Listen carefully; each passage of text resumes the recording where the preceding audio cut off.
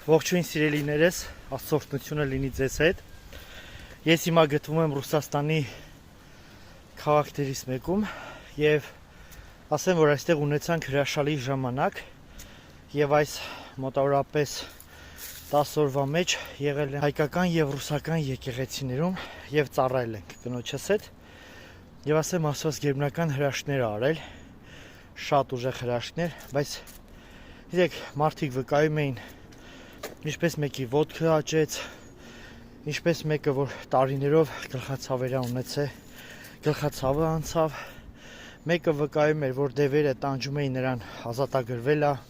դեք վկայությունները շատ էին, բայց մի վկայություն, որ ինձ համար յուրահատուկ էր, դա անակնկալ էր,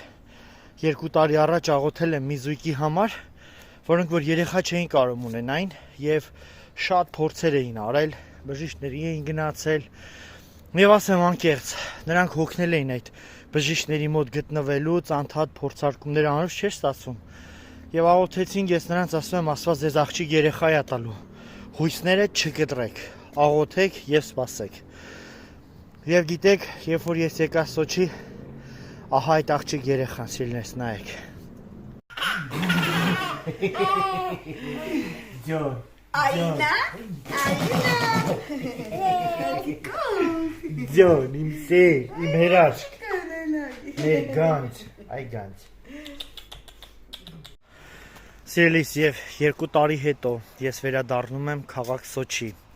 եւ ահա այդ հրաշքը, որ իրականում որը որ Աստված տվել էր եւ իմ սիրտը շատ ուրախացավ եւ ես որոշեցի քեզ հետ կիսեմ այս մեծ հրաշքի մասին։ Իրեք մեր Աստված հրաշագործ է եւ մեր Աստված ունի հրաշք քո կյանքի համար։ Սիրելի, սպասի, չթուլանաս։ Դավիթ ասում է, սպասելով սպասեցի Տիրոջը։ Սպասելով սպասի Տիրոջը եւ հավատա, Տերը քեզ կպատասխանի եւ Տերը խաղաղություն կբերի քո կյանքում։ Սիրելիս, Աստված օրհնի քեզ, պահի խաղաղությունը։